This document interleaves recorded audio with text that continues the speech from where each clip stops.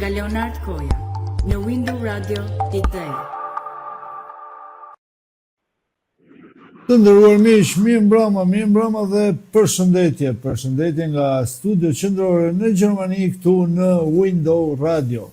Mirë se u gjejmë, mirë se ritakohemi, si çdo të enjte të premte dhe të shtunë jemi me emisionin Horizont me mua Leonardin. Uroj të jeni mirë dhe sinqerisht na mbyti vapa. Nuk e di se si jeni ju andej nga Shqipëria, por këtu në Gjermani, në Evropë, është vërtet një vap jashtëzakonshëm. Sot madje në Gjermani ka shkuar temperatura deri në 43 gradë, që në luftën e dytë botërore thuhet me kjo temperaturë në Gjermani nuk mbahet mend. Shumë nxehtë, por uroj që dhe ju të jeni mirë, të jeni të freskuar, të jeni shpirtërisht mirë. Dhe kjo është e rëndësishme. Bëni kujdes për shëndetin, bëni kujdes për veten, sepse në fund ditës çdo gjë ikën, çdo gjë kalon, por shëndeti dhe veten duhet të duam shumë, ta respektojmë shumë veten. Pra duke uruar që të jeni mirë, duke shpresuar që keni filluar këtë fillim fundjavë, po I themi, sepse prende sot dita e parë e fundjavës, ore të keni filluar mirë dhe të keni planifikuar një fundjavë sa më të bukur dhe sa më të këndshme për ju dhe për familjet tuaja. Këtu në Window Radio, miqtë e mi, kush e ka lexuar njoftimin apo kush nuk e ka lexuar, gjithsesi Window Radio tashmë është si thosh ndërkombëtare, sepse ka arritur një nivel tjetër të transmetimit, është pothuajse në të gjitha platformat kryesore ndërkombëtare të transmetimit. Pra tashmë Window Radio me plot gojen është ndërkombëtare. Pra nuk është më një radio thjesht një radio interneti apo një radio thjesht shqiptare, por tashmë është me status radio ndërkombëtare. Dhe kjo na gëzon të gjithëve. Unë jam mirënjohës stafit, të gjithë moderatorëve, të gjithë të ftuarve, të gjithë dëgjuesit, çdo dëgjues qoftë një dëgjues që ndjek Window Radio, ne jemi mirënjohës pafund. Jeni ju ata që na ndihmoni, jeni ju ata që na suportoni. Po ashtu jemi mirënjohës çdo të ftuari, çdo kujt që ka ardhur në Window Radio, ka dhënë mendimin e tij, ka komunikuar me audiencën tonë. U jemi falënderues të gjithëve pafund, sepse pa ju Window Radio, por jo vetëm Window Radio, por asnjë media nuk do kishte rëndësinë e saj. Pra, miqtë e mi, Window Radio ju mund të ndiqni në website-in zyrtar windowradio.de, ku ju mund të lexoni edhe lajmin, informacionin e fundit në këtë faqe zyrtare të webit, po ashtu edhe të dëgjoni muzikë 24/7. Muzika dhe pjesa teknike pra është DJ Bledi, të cilin e falenderoj shumë pafund, sepse fal tij Window Radio tashmë është në këtë nivel.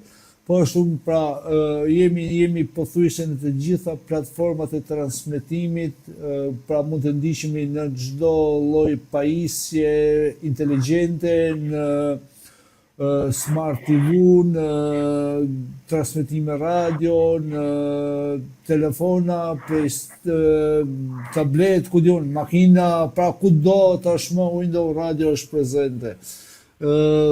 Po ashtu mund të kërkoni edhe në Google Search windowradio.de live dhe mund të ndiqni edhe aty emisionin live, si dhe në faqen e Facebookut windowradio.de.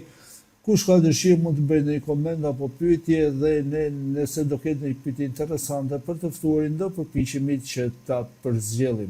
Po ashtu ritransmetimi është në orën 3 pas mesnatë në orën e Evropës ose në orën 21 në orën e Kanadas dhe të Amerikës. Pra për Evropën është pak vonë, por kemi menduar që të jemi në transmetim ose në ritransmetim për dëgjuesit tanë përtej oqeanit. Pra jo se nuk ndiqet live edhe tani në Amerikë, sepse Window Radio ndiqet në çdo sep të botës, mjafton të klikosh dhe të kërkosh Window Radio, por duke patur parasysh që atje është kod reke, pra dhe përpiqemi që të paktën ritransmetimi të jetë në orar të përshtatshëm.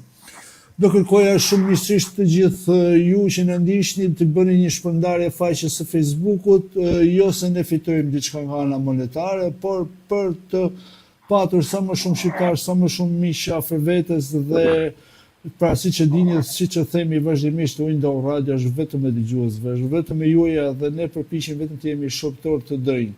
U jemi mirënjohës pra çdo shqiptar që ka diçka për të thënë, ka diçka për të promovuar, ka një histori apo pra çfarë do lloj që ka dëshirë të ketë një mikrofon në Window Radio do jetë gjithmonë aty dhe do jetë gjithmonë mikrofoni i hapur prezent. Kërkoj ndjes kolegu tim zotit Genc Façuku sepse emisioni mikrofoni i hapur është i Gencit, por kemi parasysh që mikrofoni i hapur pra është fjala që do ketë çdo kush mikrofonin e vet. Pra sepse mikrofoni i hapur si emision është çdo të martë live nga studio në Londër me moderatorin Genc Façuku, të cilin e përshëndes. Miqtemi,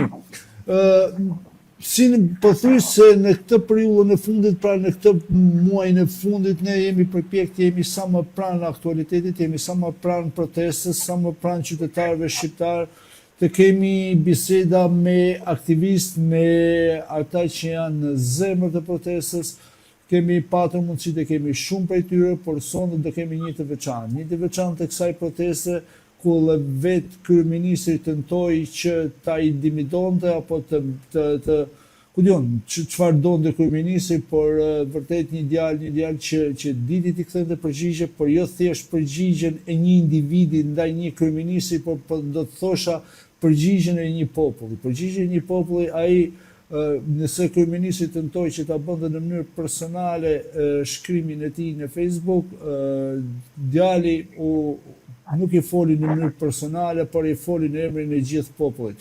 Ndaj është kënaqësi që ai sonde në ndërrëndë, sonde kam Elsi Sina. Mirëmbrëma i nderuar. Mirëmbrëma Leonard, falenderoj për fjalët edhe për ftesën. Unë të jam vërtet mirënjohës, sepse unë e di që direkt nga protesta, por të jam vërtet shumë mirënjohës, sepse do kishim nevojë me fjalë që edhe ne në diasporë të kuptojmë diçka më shumë se çfarë ndodh atje, dhe kjo është kënaqësi për ne që ju na dhuroni kohë. Është kënaqësi për mua që ta ndaj këtë eksperiencë me ju. Është e vërtetë që unë sapo isha në protestë, do rikthehem prapë protestë pas intervistës me ju, sepse kjo është e bukur e kësaj protestës, është të mban aty, të mban në shesh. Absolutisht.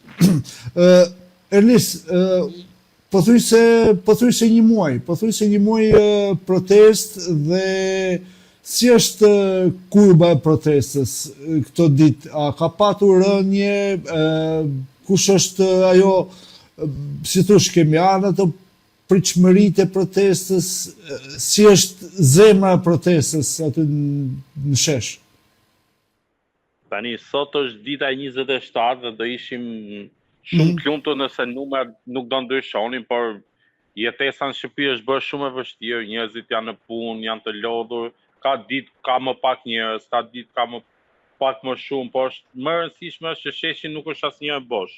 Kjo u pa edhe para 2 ditësh, ku ishin shtërngata të dha shiu dhe njerëzit ishin të etur për të dalë në shesh. Nuk u ndalën, nuk u paktuan, pavarësisht se ka pasur shumë metoda intimidimi për njerëzit, me civilë rreth për shkak protestës, me gjoba për emigrantët, me procedime penale për secilin nga ne, madje edhe për mua personalisht për qëndrimin në bulevard për 24 orë, por kjo nuk e ka ul protestën, nuk e ka ul entuziazmin e protestës, sepse është një protestë që mbledh shumë njerëz, mbledh mllefin e shumë viteve, kupton? Absolutisht.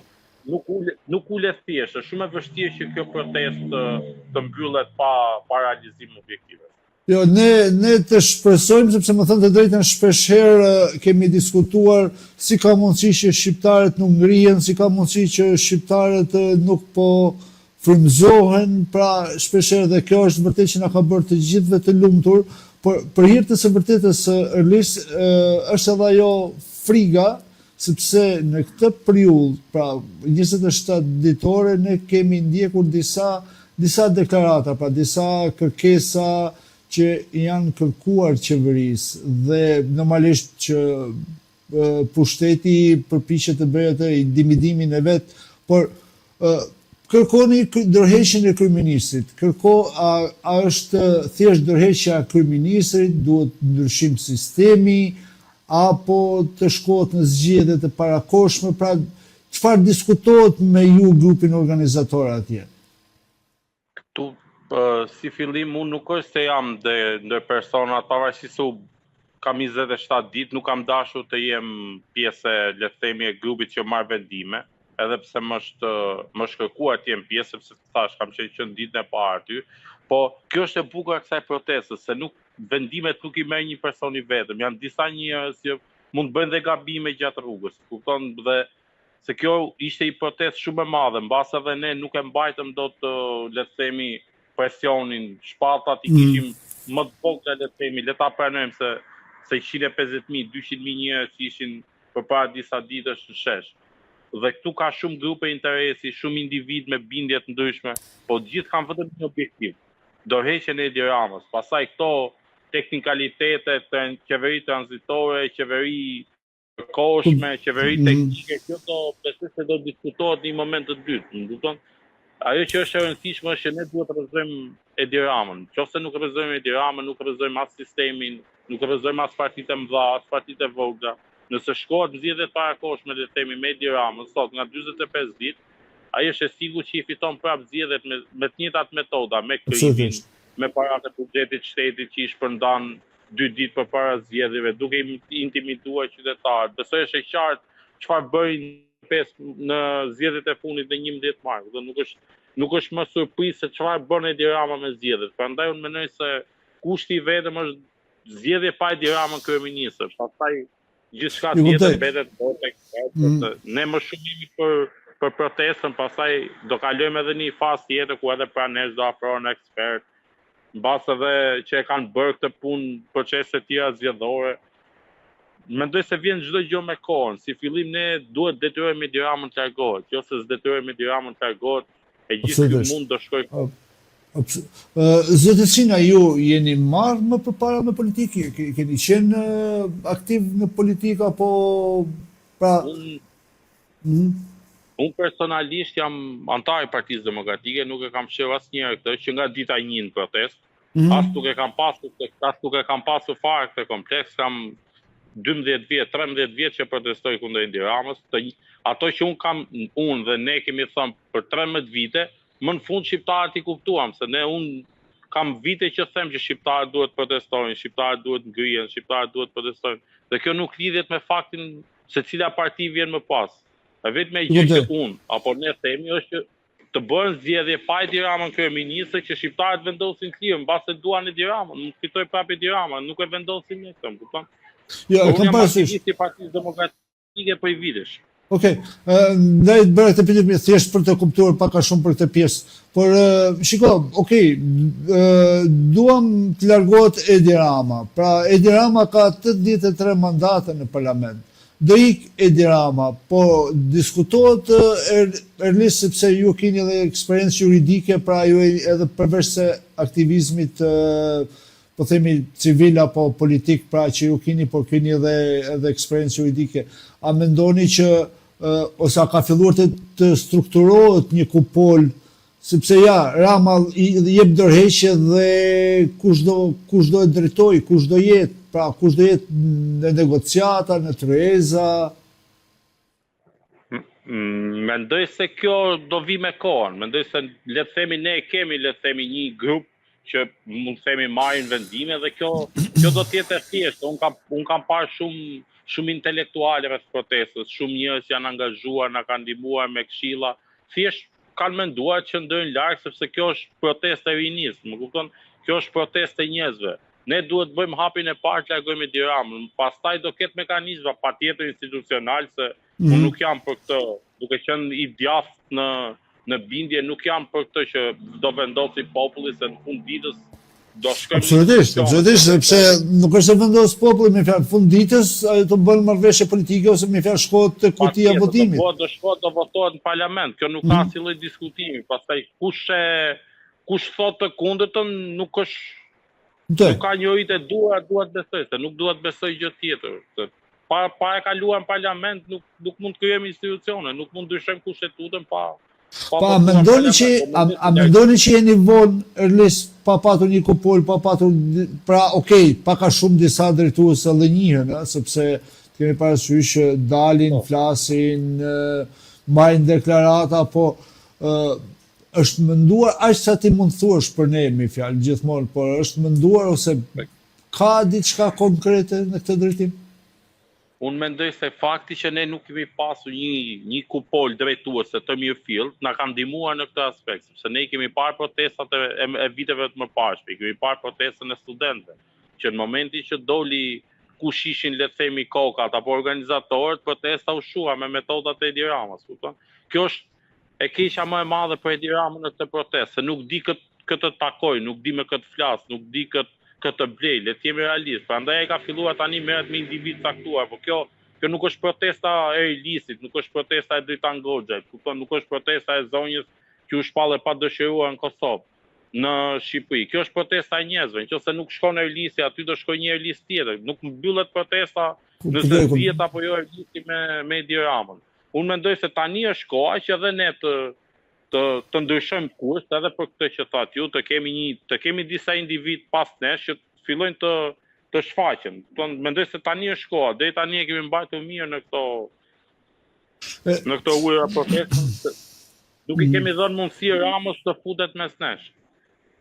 Tani, Erlis, shiko, faktikisht po të dëgjosh të gjitha deklaratat dhe ki parasysh ne jemi në diasporë dhe normalisht ne përpiqemi të informohemi nga mediat apo nga miq të ndryshëm, por nuk është një lloj sikur të jesh aty në shesh.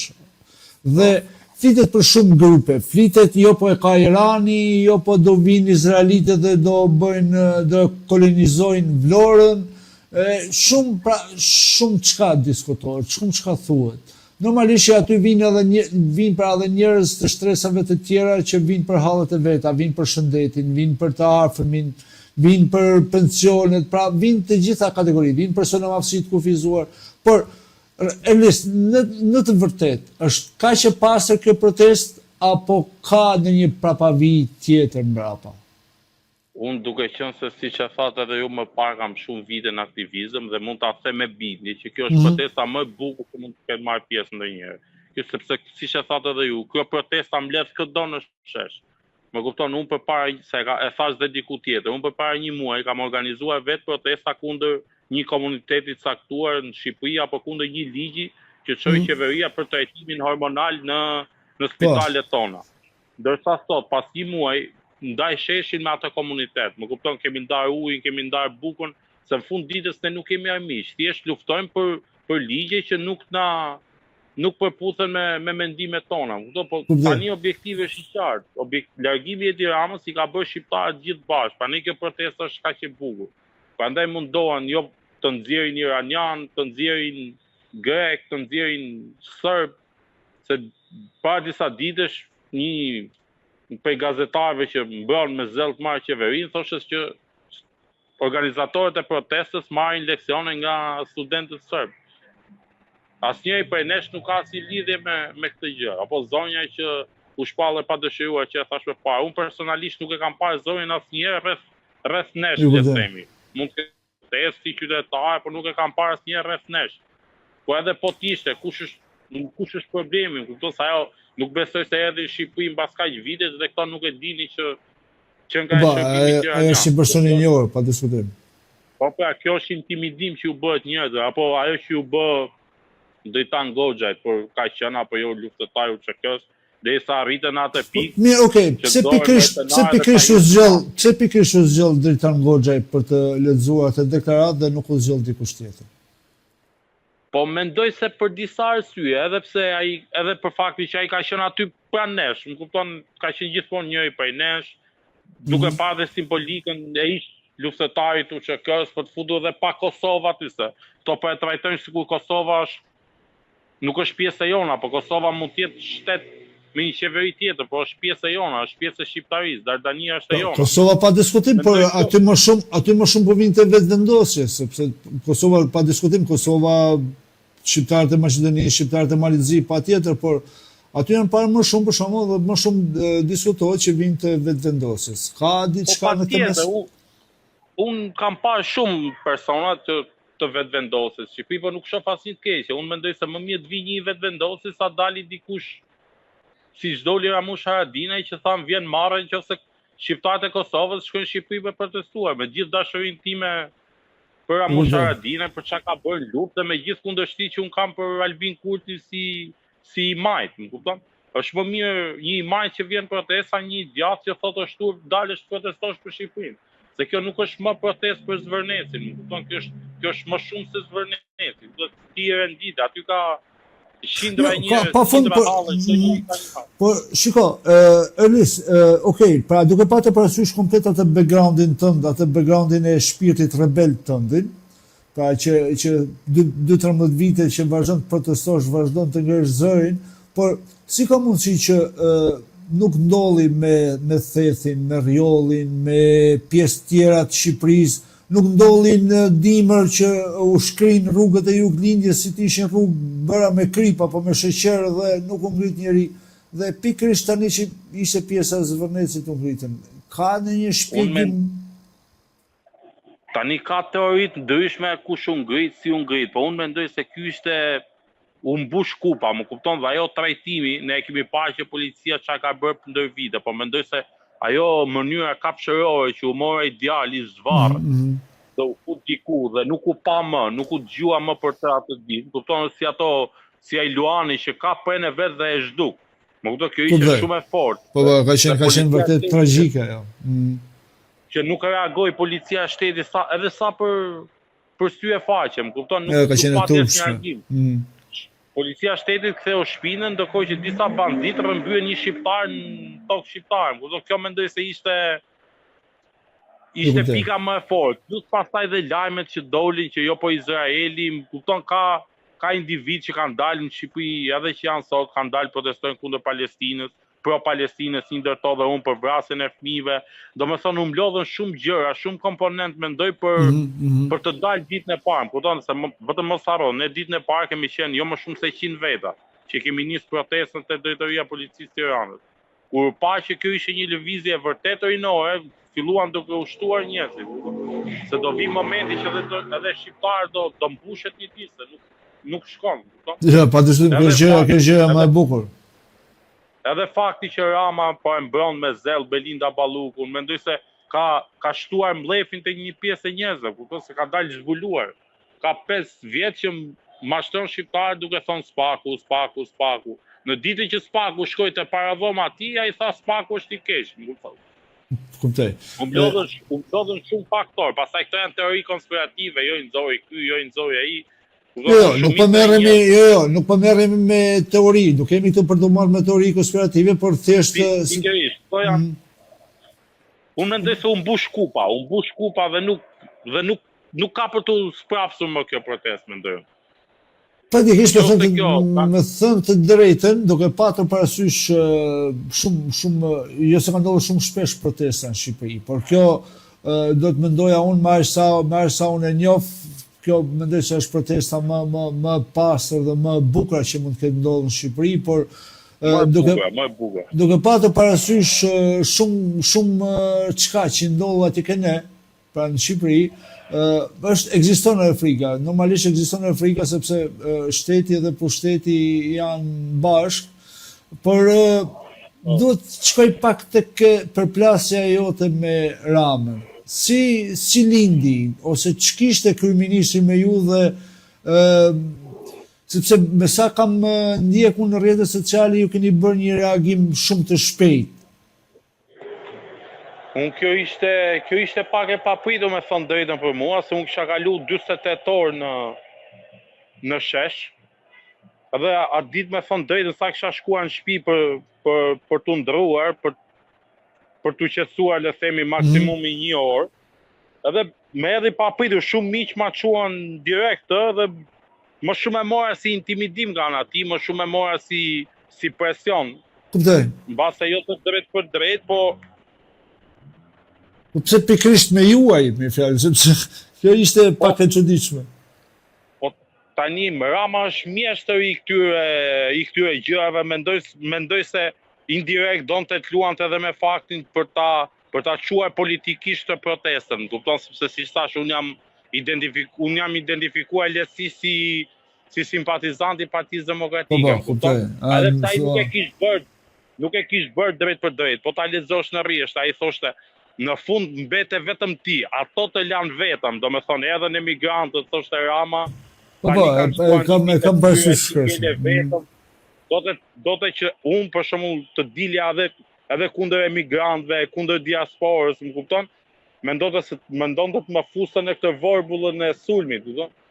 Luante sepse komuniteti që ka Rama është pushteti i gjatë, më kupton?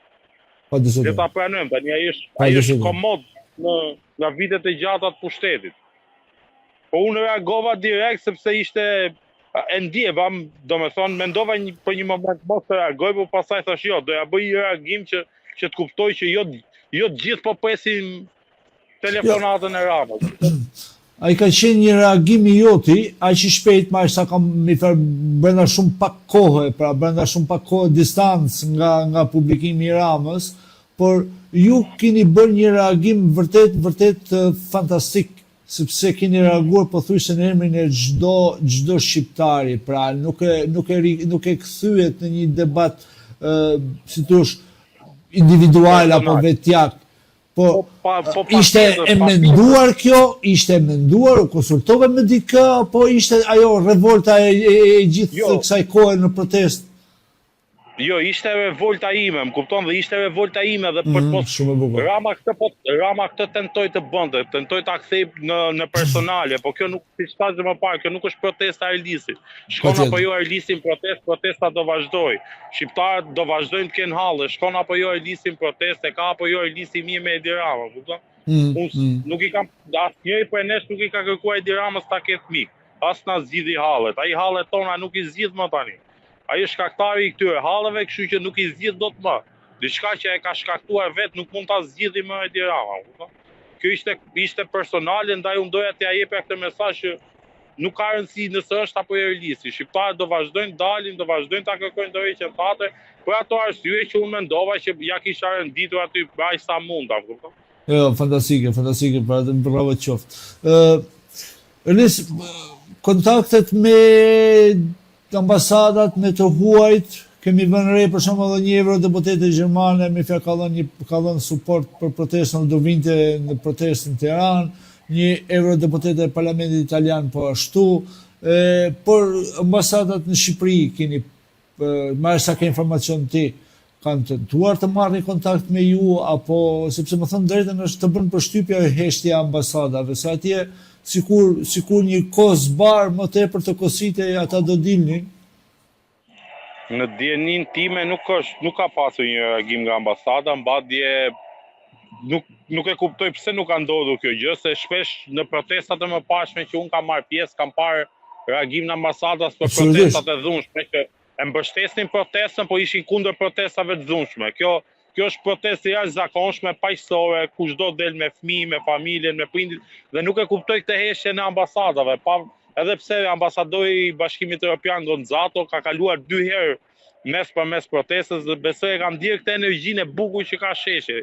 Dhe nuk e kuptoj këtë mungesë reagimi, por reagimi i eurodeputetëve dhe fakti që ato disa prej tyre do vinë në dijenin time në Tiranë, madje shpresoj të flasin edhe para protestës, para njerëzve, do jeti fitore e madhe për ne. Duket e vogël, por do jetë shumë e madhe. Do jetë e madhe se do nxjerrë zbuluar Edi Ramën në sytë e Europës. Paktën këtu në media gjermane kam lexuar që ajo eurodeputetja gjermane do vi dhe do kërkoj të flasë me fjalë tek protestuesët. Edhe ne po e presim, po mundohemi të organizohemi për atë ditë që të kemi sa më shumë pjesëmarrje.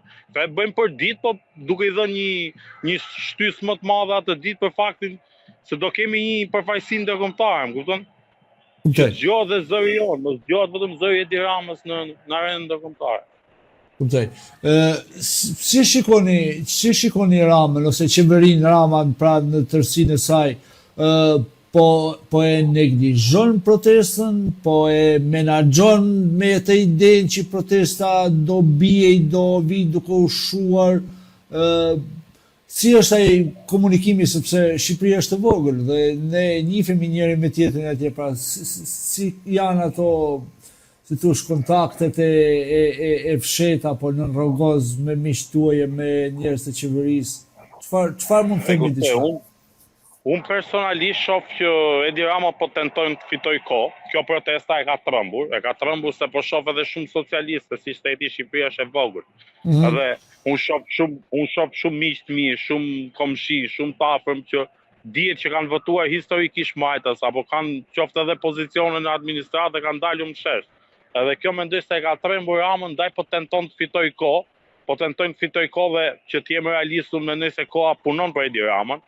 Sa më shumë ne ta zgjasim këtë gjë, mendoj unë personalisht, jo si organizator, sa më shumë ta zgjasim, do të japim mundësi Edi Ramës të dalë nga ky ngërç. Se si thash, ai është komod, ai po pret lëvizjen tonë tashmë. Pikërisht këtë kisha parasysh kur thash edhe pak më përpara me fjalë që bësh e pjesa që të jep edhe pak atë shijen e frikës, sepse po shkon një muaj dhe vetë ju njerëzit vinë edhe lodhen, vapa bën vetën, vera, njerëzit kanë edhe punë të tjera dhe Rama ka dhe fuqinë e kartonit në parlament, me fjalë, dhe si thush atij funditës asgjë s'po I prishet. Unë mendoj se njerëzit nuk është çështje frike, unë mendoj se njerëzit duhet dalin nga komplekset. Shqiptarët janë kompleksuar nga propaganda e Elis, unë nuk e di, ndjes me fjalë mos më kesh kupto këtu, unë nuk e di jetën tënde private, a kupton, por të kemi parasysh diçka që rreth 200.000 buxhetor në administrat, a kupton, sa duheshim atë rrogë han buk, ndoshta ata do ishin gatshëm si thush për më mirë në dhëmbë thonë atë fjalën që duam ta ndryshojmë, por është frika e bukës në fund ditës. Ndaj ndoshta duhet televizet pak ndryshe, pse jo edhe të rebelohet protesta, të bllokohet në institucion, në një rrugë. Ku duhet se çfarë mendohet. Unë këtë kisha parasysh, njerëzit nuk duhet vazhdojnë më të jenë kompleksuar të shiko se po lëm shihet keqe. Ne tashmë të treguam që ne dimë të bëjmë protestë fajsore. Kupton, unë tash mendoj të shkoj revoltave. Kupton, dhe kur flas me revolt, jo detyrimisht shkort e dhuna. Se kjo është propaganda që po Rama dhe mediat e tij. Domethënë, nuk është vetëm dhuna, një metodë shumë e bukur është qëndrimi në shesh. Ka 20 persona, 30 persona, një ndër to kam qenë dhe unë që kam qëndruar 24 orë në shesh. Unë e di që qëndrimi në shesh nuk rrezon Edi Rama, po unë e bëj për mesazh. Që sa më shumë njerëz të jemi aty, një ditë do bllokosh rrugën, një ditë do bllokosh institucionet. Bota ka manuale protesta pafund. Absolutisht. Bota nuk e njeh, që të jemi realistë tani, bota nuk njeh asnjë diktaturë që është rrëzuar me muzikë. Patjetër. Është shumë e bukur për të qenë e vërtet që do zgjohemi një ditë dhe do thotë Edi Rama, unë po ju dëgjoj, do jap dorëheqjen, kupton? Prandaj mendoj se duhet të kalojmë në një fazë tjetër proteste. Është menduar si skenar, diskutohet ky lloj skenari? Po është diskutuar skenari, po thash, ka një kompleksitet ndërtuar ndër vite, se siç e niset i emisioni, shqiptarët nuk shquhen për ndonjë popull protestues, më kupton? Absolutisht vërtet, ne kemi dëruar në Hoxhën 45 vjetës, nuk u rebeluam. Po, edhe tani po durojmë çdo lloj sistemi, le të jemi realistë, më kupton, ka ndodhur gjëra pafund siç e thëti nuk janë ngritur. Tani shqiptarët nuk le të themi din të protestojnë, por nuk e kanë atë shpirtin e revoltës. Ndaj besoj se tash është momenti për ta ndezur, ashtu siç u ngritën çuditshëm, le të themi, nëse mund ta përdorim këtë term. Ashtu le të rebelohen, kupton, se nuk rrëzohet diktatura vetëm me xhiro rreth. Ja, tani për shembull po kalojnë pranë meje marshimi, kupton, është shumë I bukur, është jashtëzakonshëm, shef rini, shef shqiptar të bukur, po në fund ditës do ikin në shtëpi. Edhe jeta vazhdon dhe kjo do e ndihmoj themun Edi Ramën nëse vazhdon, se do ta shes si demokratim, kupton? Pikërisht, ky nuk është shqetësim I vogël. Unë jam pushtet, njerëzit protestojnë, gjithsecili jeta vazhdon, kjo është demokracia në fund ditës. Absolutisht, edhe madje po e përdor si të ishte demokraci në Gjermania, në Danimark, me fjalë, kupton që Po se ky është problemi, unë këtë tezë politike dhe këtë tezë kam pasur edhe kur organizonin protesta me subjekte politike, më kupton që mund të ketë qenë dhe më të dhunshme, edhe shikoja që njerëzit kompleksoheshin. Dhe kam pasur të rinj që ne e kemi trajtuar Edi Ramën si danez. Ne po sillemi si danez, ndërkohë që Edi Rama është diktator. Absolutisht, kuptoj. Kupton, nuk rrëzohet Edi Rama me protesta një mujore, as me protesta në Kjo ajo pjesë sepse përgjithshme.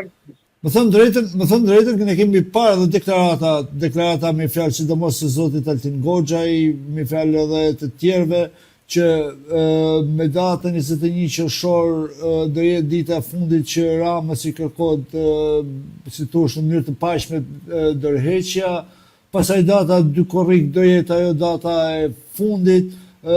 Çfarë këto data, Erlis? Po siç të thash, është futur gjëja në një kompleksitet, më kupton, nuk po bëhen gjithë mendjet bashkë kush është e duhur, më kupton se siç thash, siç ka të bukurën që ka shumë grupe interesi apo ka individ me bindje ndryshme politike, fetare, ka dhe individ me ide ndryshme, kupton? Edhe nuk po bëhen gjithë bashkë për të arritur aty ku duhet. Në fakt ne shqiptarët këtë e kemi jo pak, por kemi jashtëmarrëse shumë problem për të bërë në një mendje, kupton? Bravo, ne jemi dhe pak kemi edhe atë maninë e protagonizmit. Absolutisht e kemi. Unë kam dje vetë këto 2-3 ditë të gjë, pavarësisht se kam pasur mbështetje të jashtëzakonshme, njerëz pafund që më kanë uruar, më kanë komplimentuar, po ka pasur edhe individ dhe themi që e kanë parë këtë si e kërkuar nga ana ime, më kupton? S'ku po kërkoj vëmendje për të marrë protagonizmin, për të marrë, ka pasur edhe akuza.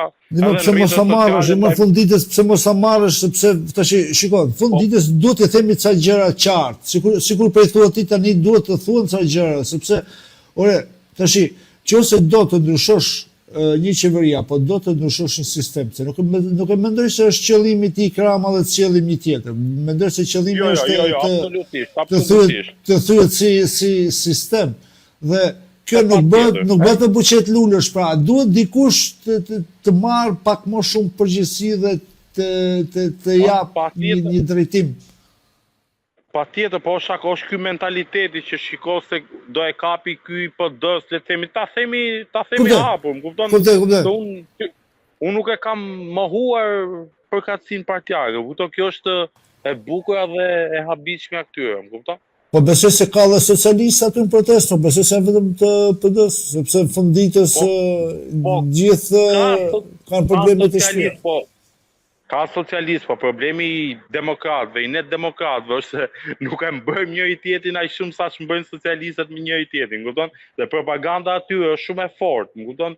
Ato mendojnë se partia është më e madhe se Shqipëria. Po mirë, kam dalë si shqiptar aty, nuk kam dalë si demokrat. Absolutisht. Partinë e kam lënë të shtëpia, ku të vi koha do kontriboj apo jo, nuk ka në interes për publikun. Kush është mendimi i jot, Erlis, tash nuk du të vësh në siklet, por mendimi jot i qëndrimit të Partisë Demokratike? A mendon që Partia Demokratike nuk ka marrë në një qëndrim edhe ajo vetë jo shumë të qartë, duke patur parasysh disa deklarata kontraktive të Berishës në fillimin e protestës, pastaj jo do i mbështesim, pastaj jo do jemi zëri juaj në parlament, pra disa po tenton Partia Demokratike të deportojë në protestë?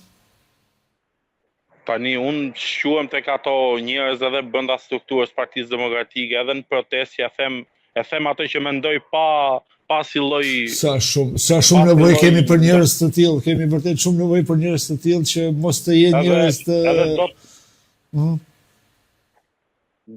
E vërtet, edhe do të ta them edhe ty siç e mendoj realisht atë.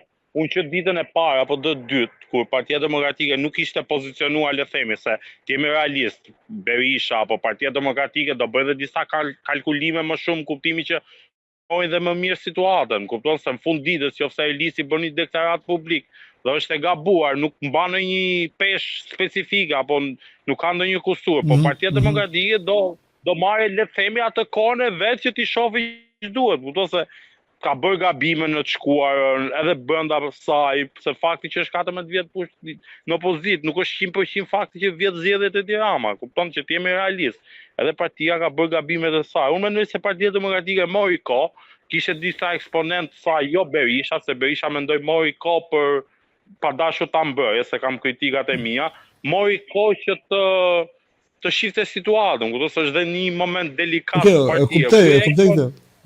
Eksponentë të tjerë të PD-s bën atë që kanë bërë gjithmonë. Më kupton Elisin, mendojnë se mund të thonë gjithçka, por ne vërtet jemi parti e lirë, por nuk mund ka dhe sa mekanizma, do të thonë. Kurse për sa i përket pjesën për t'u deportuar në protestë, unë them se gjëja më e mirë që ka bërë Partia Demokratike në 14 vite opozit është fakti që ka trajtuar këtë protestën me respekt. Unë për 20 ditësh, le themi, 25 ditësh dalë çdo ditë me miq të mi demokrat, do më thonë me funksionar partie, me deputet dhe gjëja më e bukur që kanë bërë që kanë qëndruar larg, nuk kanë tentuar asnjëherë që të afrohen drejt mikrofonit, një struktura, le të themi që i vetmi demokrat zyrtarisht pjesë e strukturave, le të themi që ka folur protest jam unë. Po edhe kjo erdhi si rezultat i cilës strukturë jeni ju, Erlis? Unë jam në një për strukturave të Tiranës, një për njësive të Tiranës, në njësin një. Okej. Ndjes për këtë, sepse jo gjitha mund t'i dim, mi fjalë. Erlis, po marrëdhëniet me partitë e vogla, për shkak se vëm re që është shumë aktiv Agron Sheaj, Partia Mundësia. Ju më duket se keni patur edhe një përplasje në distancë me Alin Qori, me Lëvizja Bashkë, pra një deklarat në rrjetet tuaja sociale. Apo edhe kjo Shqipëria bëhet, pra këto partitë e reja, sepse më thon partitë vogla, ata sikur u vjen i natë, sikur të jenë keq ku diun. Po, partitë e reja, le të themi, po edhe kjo partitë e reja. Si janë në marrëdhënie me protestën? Apo duan të përfitojnë benefite, apo çfarë?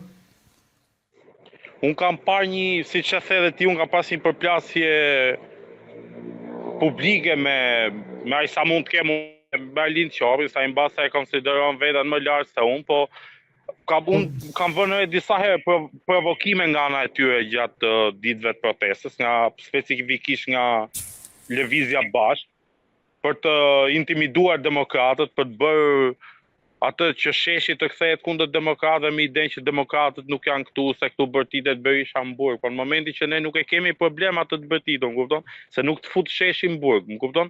Ajo është thirrje simbolike e nxjerr nga disa individ caktuar që u munduan ta bëjnë.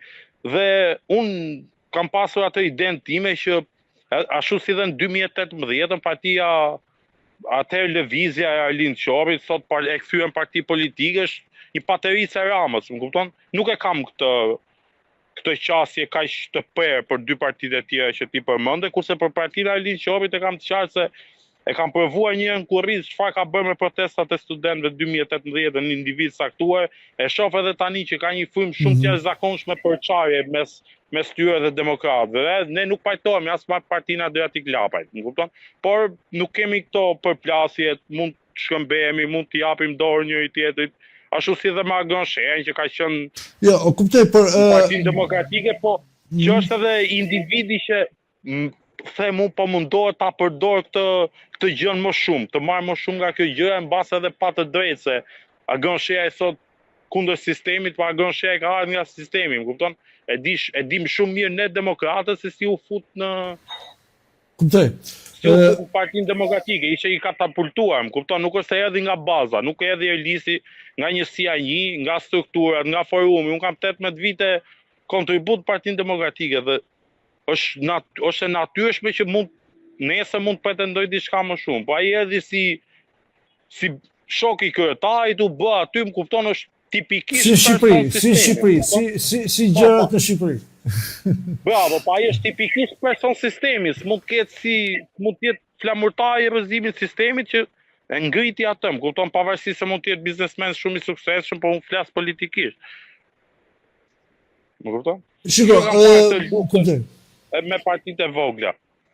Jo, problemi është kjo mi fjalë, sepse unë nuk po duhet ta çoj bisedën, sepse me sa po kupton edhe ti nuk është punë që do të bëjmë shumë bisedë politike, mi fjalë sepse më shumë kemi më shumë jo për diçka, por duke patur parasysh aktualitetin dhe duke patur parasysh vlerën që ka protesta, vlerën që na ka dhënë gjithëve krah, me fjalë ajo rini ju atje gjitha, dhe por dua të bëj sa më shumë të citush bisedë shtërruese drejt rreth protestës dhe do doja edhe diçka tjetër. Marrim, ku diun, më të keqen. Nëse me fjalë protesta erdhi në ditën e 27, do vi dita e 28 më radhë dhe vazhdojnë, shumë nuk jepet ajo pritshmëria, pra cekëm edhe pak më përpara. Efekti i duhur. Kush mendon ose çfarë diskutohet përtej mendimit të Erlisit? Pra çfarë diskutohet te grupi organizator se si do veprohet? E tham pak a shumë, por nëse mund të themi diçka më tepër. Tani, unë them, me sa shikoj aty dhe sa kam diskutuar me të gjithë, nuk ka një plan B post proteste, do me thonë, objektive shiqaret, kjo protestë do arri objektivin, më kupton?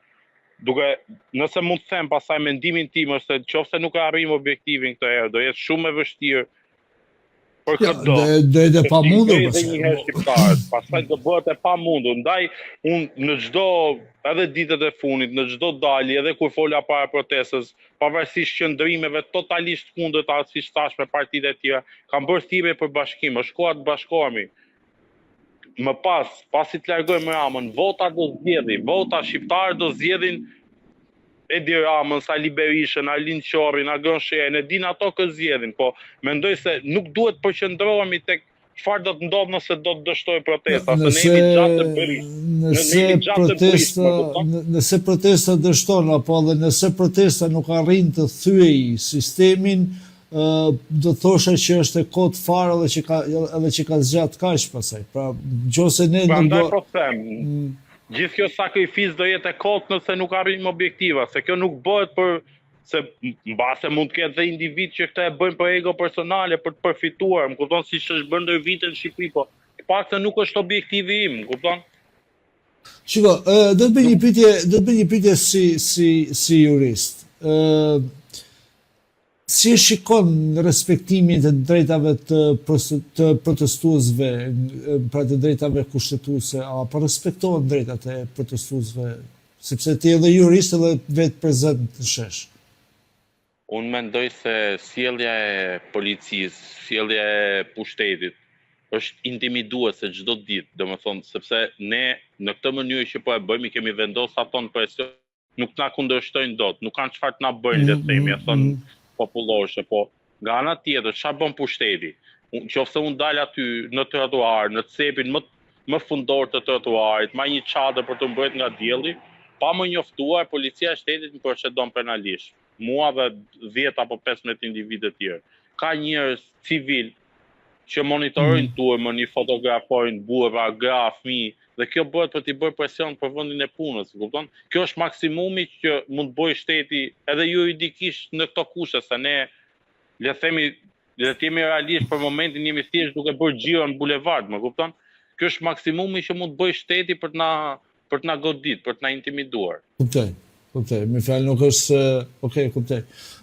Pra, keni qenë vetë ju ata që keni respektuar drejtat tuaja, përderisa nuk keni, si thosh, nuk ka patur dhunë apo s'ka patur diçka tjetër. Nuk ka patur asnjë konfrontim me policinë, kupton? Edhe pse unë nuk e shoh të tillë, ka një qëndrim shumë paqësor për policinë e shtetit, kupton, nga të gjithë individët. Nga gjithë njerëzit protestuesit janë bashkëpunëtor, ndajnë ushqimin, natën, ndajnë ujin, kupton? Nuk ka asnjë arsye për të pasur shkelje të ligjit, edhe pse ligji është shkel, siç thash, me civil në turm, me presione, me patronazhistë që fotografojnë njerëzit, më kupton? Edhe ne kemi filluar edhe ti denoncojmë këto si kundërpërgjigje ndaj. Shiko, nuk është, pra, por gjithmonë tash duke patur bisedë me ju dhe ka bërë përshtypje, jo vetëm mua, por shumë prej nesh dhe kam patur shumë kontakte, kur erdhi diaspora, pra në fundjavë, që erdhen ata që patën mundësi të vinin nga diaspora që erdhen në mënyrë të organizuar dhe ditë mbrapa kur po ktheheshin kanë marrë nga 150 euro gjobë. Dhe më ka bërë përshtypje, më thënë të drejtën, dhe na ka lënë një shije shumë të hidhur një deklaratë e Armir Shkurtit, ku filloi të bënte ironi me diasporën, me fjalë që ju erdhët, nuk e rrëzuat, ikët, shkoni atje tek ju, ne do rrim të urshesh, por nuk u bë një deklaratë, si thosh, sensibilizuese për këtë gjobë për diasporën.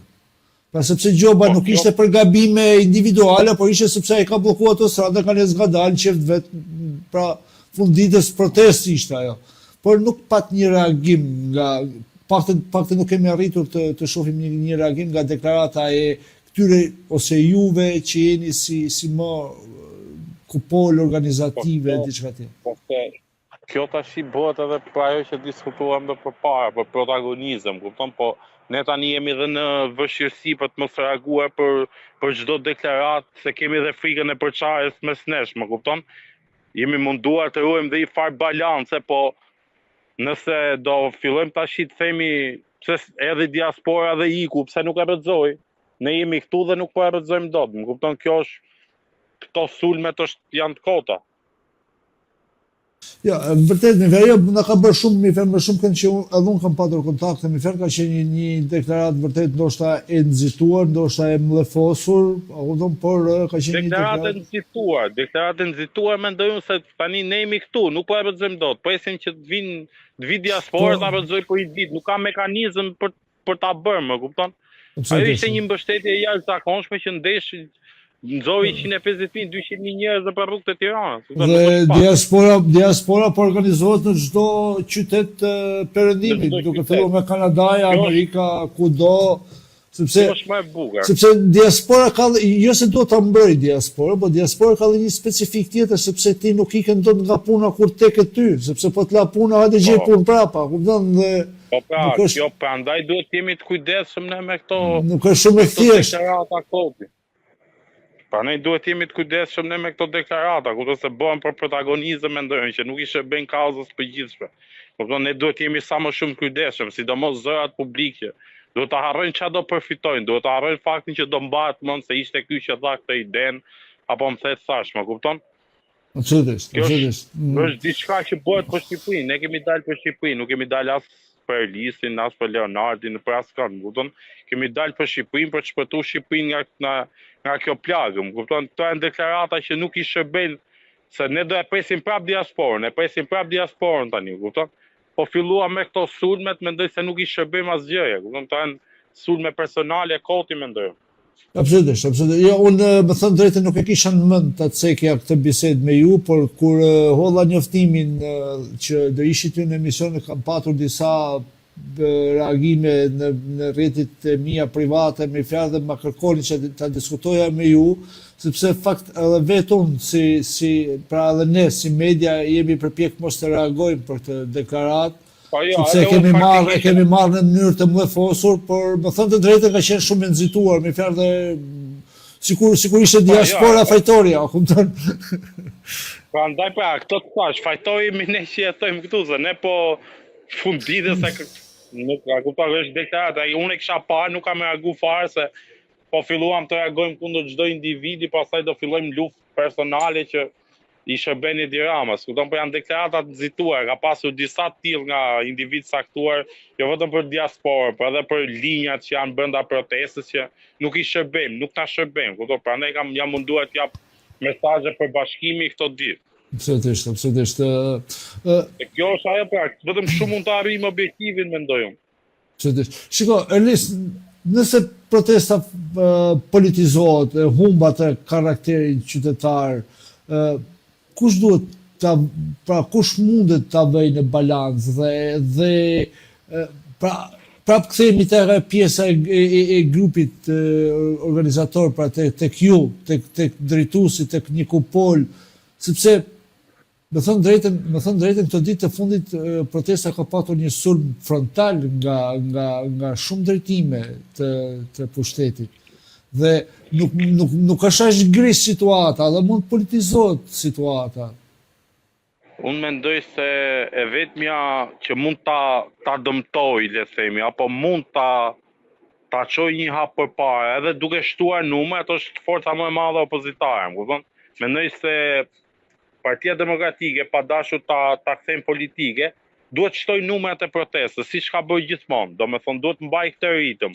Nuk duhet ta lërë, edhe sepse siç e the edhe ti, njerëzit kanë halle, kanë punë. Kupton, mund të mos dalin çdo ditë, dot në protestë, më kupton? Partitë i kanë mundësinë që të bëjnë diçka më shumë në këtë aspekt, kupton, dhe do të doja edhe si antar e saj, po që ajo ta vazhdonte këtë mbështetje, pa marrë protagonizëm, se siç thash nuk e ka marrë fare protagonizmin. Pastaj nëse duam të gjejmë shimen ta bëjmë tra, bëjmë kollaj, më kupton, po nëse ajo vazhdon të bëj këtë gjë që ka bërë këto ditë, duke nxjerrë njerëz, duke nxjerrë struktura si qytetar në protestë, kjo protesta do zgjasi, mendoj unë, kupton? Se ka akoma Jo, shiko, që ka pa fund pak kënaqësi dhe që ka pa fund arsye për të dalë, ka pa fund, por problemi është se si do menaxhohet ky mledh dhe këto arsye, si duhet menaxhohet. Ky është problemi më i madh. Ky është problemi i protestës tani bë. Ne tani le të themi do ta pranojmë që jemi në një ngërç. Kupton, jemi në një pa diskutim. Nuk po dim çfarë të bëjmë ndryshe, më kupton se Rama nuk është normal, le të themi, politikisht, më kupton? Le të jemi të sinqert, nuk kemi të bëjmë një politikan normal me cilin ti mund diskutosh, mund t'i thosh, mund t'i dërgosh ta pika që ai mund t'i bëj dhe të vazhdoj qeverisja. Kupton? Prandaj bëhet e qartë që Edi Rama duhet larguar me çdo kusht. Sa ai mund të anullojë një ligj dhe vazhdon thot siç ka bërë për një ligj tjetër që thot na duhet për BE, më kupton? Është çmenduri totale, miraton një ligj sot i cili hyn fuqi mas 7 vjetësh, që nuk ndodh në asnjë legjislacion botëror, nuk ndodh është ABC-ja e ligjit. Ne jemi vendi i çuditërave, kupton? Kështu që kemi në Shqipëri. Ka miratuar një ligj që thot na duhet për Bashkimin Evropian 2030, thot. Kupton? Po ndërkohë ne e dimë që një ligj që miratohet në parlament hyn fletohen zyrtarë në fuqi për 15 ditë, më kupton? Nuk ka ligj që hyn fuqi ku të hysh ti në BE, mbase nuk mund të hysh në BE asnjëherë. Absolutisht nuk diskutohet. Ai vazhdon çdo ditë vjet Shqipëri, nuk është se po protestojmë dhe ai e ndalon. Prandaj ne duhet t'i japim gas që të Patjetër, sepse ai po merr vendime për ditë, me fjalë edhe sot në lumin Curaj në Tropoj, me fjalë edhe sot kishin, pra lexova që atje ka ndërtime, pra për ditë po ka. Por se nuk ri dot pa të marrë një mendim për Neo Malsorën, për Mariana Koçekun, për deputetën e Partisë Socialiste që u largu nga Partia Socialiste në një moment gati si të pa kuptimt, sepse ajo ka patur zonën e vet që u prishën kullat shekullore atje Edi Rama vjet në theth, dhe nuk pat asnjë reagim, ka patur rjollin poshtë në Shkodër dhe s'pat asnjë reagim, pra duke qenë deputet e zonës, po madje e mbronte, dhe tani jep dorëheqje, por okej, ajo le të bëj çfarë të dojë, por më ka bërë përshtypje suporti dhe përkraja që i bëjnë protestuesit, pra ju organizatorët. Tani unë le të themi kupton, nuk po them thjesht ti si list, mos ma merr në bisedën individuale. E kuptova, ajo do të ta them atë që mendoj në të dy rastet. Unë personalisht besoj se kam qenë të parë që kam reaguar në rrjetet e mia sociale për këtë lojën që mendoj unë që po bën Mariana Koçeku, se siç e the edhe ti, Mariana Koçeku nuk reagoi për thethin. Më kupton? Absolutisht. Bile se ka mbrojtur thethin. Madje mbrojti tha u bë shumë vonë, kupton? Dhe duhet jemi shumë naiv që besojmë tani që u zgjua një ditë bukur Mariana Koçeku të luftoj me bandat kriminale, të luftoj kundër Edi Ramës, ku një javë përpara ajo priti Edi Ramën me superlativat më të mëdha në Shkodër, kupton? Dhe mbase njerëzit nuk e din, po Mariana Koçeku është një nga personat që ka shkatruar protestën studentëve në 2018. Eksakt. Ne që kemi qenë aty e dim, e njohim kush është Mariana Koçeku. Nuk u bë se ka neomalsore pafund të dinjitetshëm për të bërë deputet në Shqipëri. Nuk u zgjodh Mariana Koçeku se ishte një gjeni. Thjesht ishte një shpërblim që do i bëjë asaj për një nder të jashtëzakonshëm që kishte bërë Ramës në 2018. Ndaj dhe unë e kam pasur këtë rebelimin edhe me opozitarët, më kupton? Dakor që ne duam njerëz në sheshme, është e vërtet, kushdo mund të vinë shesh si qytetar, po edhe ti veshim këtë petkun e herojit, nuk është e papranueshme, më kupton? Po pse kjo na ka bërë shumë përshtypje, më shumë se sa dorëheqja e saj, se ajo le të bëj çfarë doj, po pjesa Unë mendoj se ishte tentative e Edi Ramës për të kapur protestën, po siç e the edhe ti, grupi organizator nuk e lejoi këtë gjë. nuk u afrua fare domethënë rreth saj, sepse grupi organizator njeh sakrificat e veta. E di shumë mirë që Mariana Koçeku nuk ka asgjë më shumë se Elisi, nuk ka asgjë më shumë se Arben Kola, le të themi. Ajo s'ka asgjë më shumë, por është problemi është sepse ajo ka dëmtuar më shumë. Pra ajo thjesht ajo si individ, po ajo si politik apo komplet si ata si politik. Pikërisht pra, ndaj unë dola që ditën e parë që ku bë kjo se shifsha dhe shumë opozitarë që e përkrahin, tani ajo dakor solidarizohemi nëse është kërcënuar nga bandat, po unë se besoj tani se ajo është kërcënuar nga bandat që i dhanë mandatin para i vitit, dhe nonsensi është që deputetja kërcënon bandat Facebook dhe më pas ato e padisin në spak, më kupton, kjo është një nonsens që vetëm në këtë lloj shteti mund të ndodhi, më kupton? Ndaj dhe unë kam reaguar që në fillim duke thënë që ore Mariana Koçeku është e njëjta që ka votuar për ligjit hormonal. Kupton, nuk mund të ketë kauz, nuk mund të ketë kauz më të madhe se të mbrojsh fëmijën. Nuk besoj, unë s'jam prind, po nuk besoj se jam djali i dikujt dhe e kuptoj që nuk mund të ketë kauz më të madhe se të mbrojsh fëmijën, të mbrojsh familjen, kupton? Po diskutim. Ku nuk ju dhim stethi, ku nuk pati ndjeshmëri për rjollin, është shumë e bukur që ju dhim zvërnesi Marianës, më kupton? Po mirë, ka ndonjë informacion ose ke ti vetë që mund të hapësh në informacion sa do të vogël që mund të ketë të tjera rrjedhje nga Partia Socialiste? Tani. Çfarë do të mëre, sepse pe i quajmë si rrjedhje këtë të Marianës, jo si loj, po pe i quajmë si rrjedhje. Pra mund të ketë. Po patjetër, pa e quajmë, le ta quajmë se në fund ditës do vërtetohet në seancën e fundit nëse do ketë votim apo jo, si do të votojë Mariana, kupton? Nëse do ketë nëse do jetë e dinjitetshme, do shkojnë në parlament dhe do votojë kundër një nisme. Nëse do fillojmë pastaj me këto lojrat, jo po unë nuk isha prezent, pastaj e kuptohet qartë për çfarë është bërë. Ti je sigur që me këto lojra do ecet, po. Pa e kuptoj, po mundohemi ta shohim në anën pozitive, patjetër. Po, edhe siç thash, në për Tiranë, se siç theti në fillim, Tirana është e vogël, ne e njohim gjithë njëri tjetrin. Tirana po zihen nga zërat që deputet caktuar do e braktisin në Tiranë, kupton?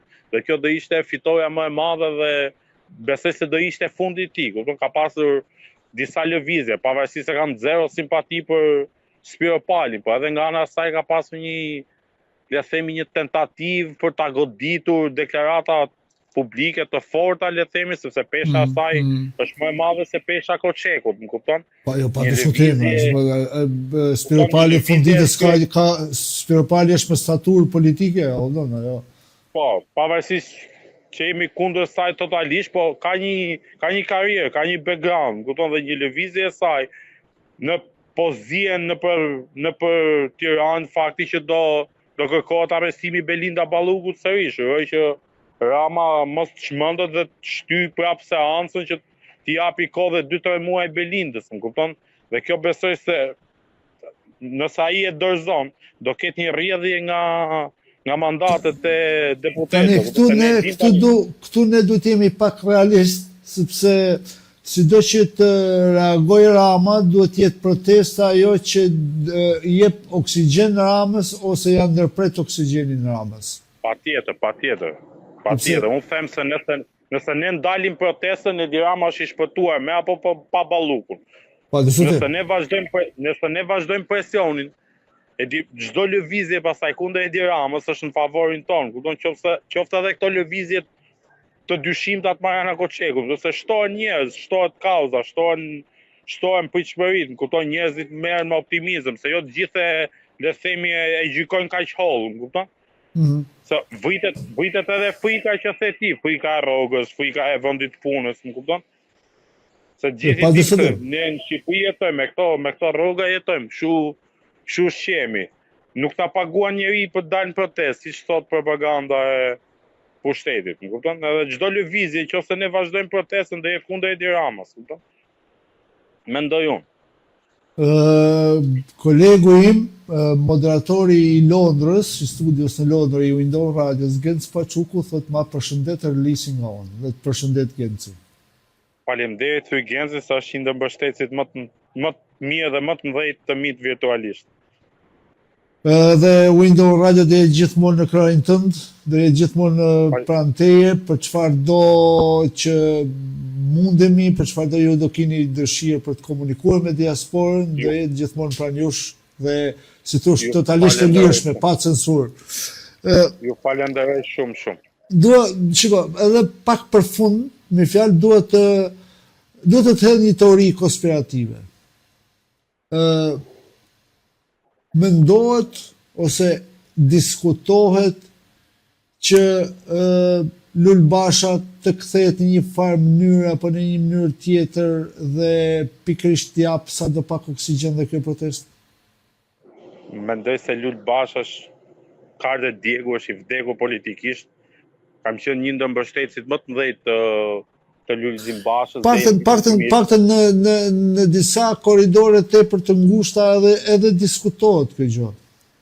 Është i vdekur politikisht, më kupton, Elisi nuk zon respektin e askujt, më kupton, nuk është thjesht për faktin që përjashtoi Berishën, ose ne jemi një familje aty në PD, e shohim njëri tjetrin mbase me një sy tjetër, me një dashuri tjetër, po mënyra se si e bëri, fakti që tradhtoi kauzat e demokratëve, ne e falëm një herë, e falëm dy herë, pastaj ishte mënyra shumë e ashpër, shumë e shëmtuar politike, edhe njerëzore për të sjellë me Berishën, më kupton? Se në fund ditës Berisha nuk është i përjetshëm PD, po edhe trajtimi në atë mënyrë nuk është korrekt, më kupton? Se ne e dim kush, e dim shumë mirë, ne në Partinë Demokratike e dim kush e bëri Lulzim Bashën aq të madh, më kupton? Mos të fshihemi pas gishtit tani, ne e dim me bekimin e kujt ndeti Lulzim Basha 10 vjet në krye të Partisë Demokratike, më kupton? Dhe sjellja ndaj Berishës ishte brutale, më kupton? Unë nuk e harroj. Po mirë, po Berisha si veproi kundër Partisë Demokratike? Sepse sot është një Parti Demokratike më e hapur apo më e mbyllur? Tani unë do kundërshtoja veten dhe angazhimin tim qofse do thoja se Partia Demokratike është më e hapur. Unë kam bërë thirrje për t'u hapur Partia Demokratike, edhe ditën që Berishës ju hoq në ngrata, kisha një reagim timin publik duke i thonë Berishës doktor, tani na kthe Partinë Demokratike. Ne që sakrifikuam, kupton ka. Pas e bër deklaratë fuqishme, pra doktor, deri tani e mbajtë e hoqje në ngrata, tani na e kthe ne. Na kthe ne, dhe kjo nuk në kupton vetëm largimin e Berishës, më kupton? Shumë e fortë si deklaratë kjo. Hapjen e strukturave, më kupton, afrimin e njerëzve, lënien Partisë Demokratike njerëzve që kanë sakrifica, kupton, ai ka burokratëve, nëse ne kemi burokrat në opozitë, imagjino çfarë do kemi në qeveri. Por, thonë kjo, unë nuk mendoj, tani që t'jem 100% i pasër, mendoj se largimi i Berishës sot nuk e ndihmon Partinë Demokratike, për te gjithë propagandës, kupton, se Berisha është lideri që mban rreth vetes gjithë demokratët. Më kupton? Edhe lufta që ju bë Berishës nuk është e paktë, se mund t'jemi komod, mund ta sulmojmë, po unë që kam qenë nga brenda, e kuptoj që Berisha shpëtoi në 2021 Partinë Demokratike nga një shkrirje totale. Ajo që i bëri Lul Basha Partisë Demokratike është e pabesueshme, më kupton? Shkatërru çdo strukturë. Absolutisht që po, por me sa kemi lexuar dhe deklaratat e fundit, me fjalë që me qenë pak korrekt, vulja e Partisë Demokratike vazhdon të jetë në gjykatën e lartë dhe Basha vazhdon të presë. Po, unë mendoj se këto janë makinacione pushteti, nuk e ndihmojnë Partinë Demokratike. Partia Demokratike ka kryetarin e saj, edhe Sali Berisha do jetë gjithmonë kryetari i Partisë Demokratike deri ditën që do vendosë të largohet. Qofse do duam të flasim realisht, qofse do duam të bëjmë ecejake, pastaj është gjë tjetër. Berisha do jetë gjithmonë kryetari i Partisë Demokratike, ka shumicën në atë parti. Të gjithë to pastaj që delirojnë, që i thonë hik ti se do vi unë janë të kota, më kupton? Do kemi një Lul Basha tjetër, më kupton? Ju kuptoj, absolutisht. Erlis, unë kështu kisha menduar të bashkëbisedoja me ju, duke patur parasysh që ju jeni dhe jashtë dhe jeni pra në protestë, jeni në rrugë, sinqerisht jam mirënjohës pafund për praninë tënde, për komunikimin me ju, dhe nëse ke një mesazh për ata që na ndjekin apo për diasporën që ke diçka të thuash ose diçka që ne nuk e cekëm dhe ke dëshirë të thuash Pa mikrofoni është. Unë kam vetëm një mesazh, jo vetëm për diasporën, po edhe për diasporën, po si fillim për shqiptarët që jetojnë brenda kufive të Shqipërisë, bëni bashkë që të shpëtojmë Shqipërinë. Lojrat politike nuk janë tona, kupton, ne jemi popull, ne kemi për detyrë të shpëtojmë Shqipërinë. Ky është momenti për ta shpëtuar. Nëse nuk e shpëtojmë tani, do jetë tepër vonë më pas. Kjo vlen edhe për diasporën, le të vinë masivisht ato që kanë mundësi të ndihmojnë njëri tjetrin nëpër qytete, nëpër shtete të ndryshme. Le të bëhemi bashkë në 2 apo në 4 korrik, ku ato të duan, ne do jemi në shesh duke i pritur, nuk ka asnjë tentativë për çarje mes nesh, ne jemi të gjithë bashkë, pushteti nuk i mposht ato, nuk besoj se vitet e gjata të emigrimit ju mposhin juve nga deklaratat e Taulant Ballës apo nga gjobat e tyre qesharake. Kemi kalu sakrificat jashtëzakonshme sa për të marrë me faktin që ju quan Taulant Balla shërbëtor tangjenturave të huaja. Më kupton se dikush se doja ta mbyllja me këtë mesazh, domethënë dikush që ka quajtur mercenar një hero si Tahir Sinani nuk meriton përgjigje as nga shqiptarët as nga diaspora, më kupton? Ajo ka qenë deklaratë vërtet e çuditshme. Bëuni bashkë, le ta shpëtojmë Shqipërinë nga ky llum, kupton? Po arrim deri aty sa një hero që ka dedhur gjak të tij, të familjes tij si Tahir Sinani, ta bëjmë mercenar. Kjo unë them se kjo është e tepërt, domethënë. Dhe atë që e kam shprehur edhe në një studio tjetër, duhet ta shpreh edhe këtu te ti. Ne duhet i kërkojmë falje familjes Tahir Sinanit që kemi leju që na përfaqëson ky nivel. Më kupton, është e tmerrshme. Kjo është absolutisht. Le të jetë kjo një revolt për ta shkundur këtë vend, më kupton, është momenti, është koha. Të jemi Elis, falenderoj vërtet shumë dhe shpresoj që do jemi edhe herë të tjera. Shpresoj që do jesh edhe mik i radios tonë edhe herë të tjera. Të falenderoj dhe sa herë kemi mundësi do dëgjohemi prapë. Mirënjohje dhe suksese. Dalshi faqe bardh, faleminderit. Faleminderit për mbështetjen. Faleminderit.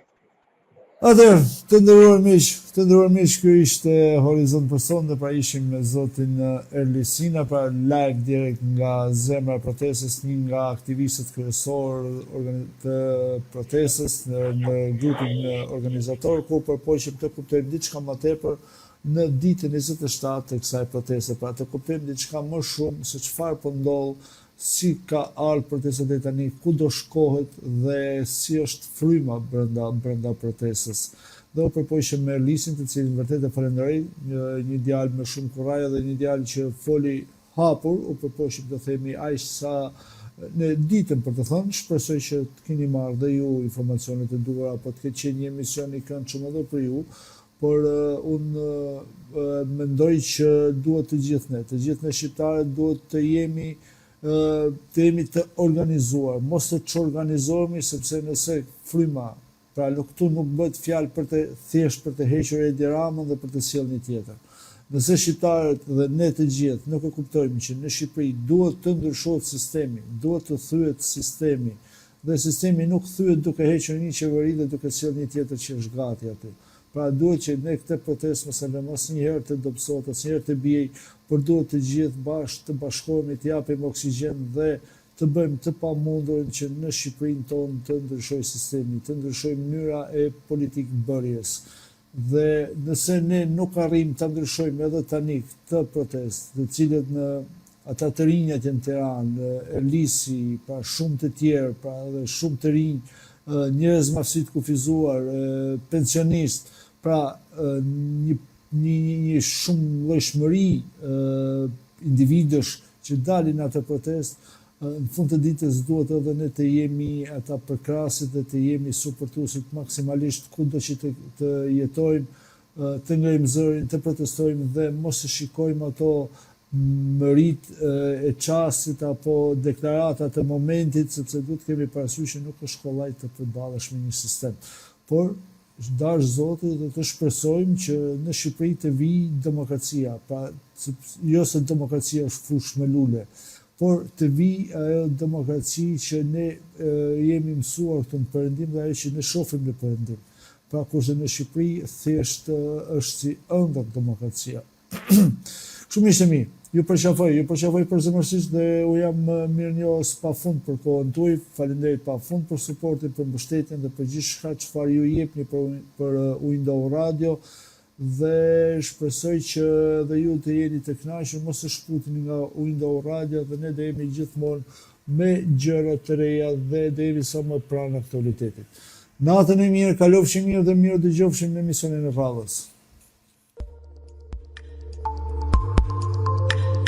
Horizont nga Leonard Koja në Window Radio Big Day.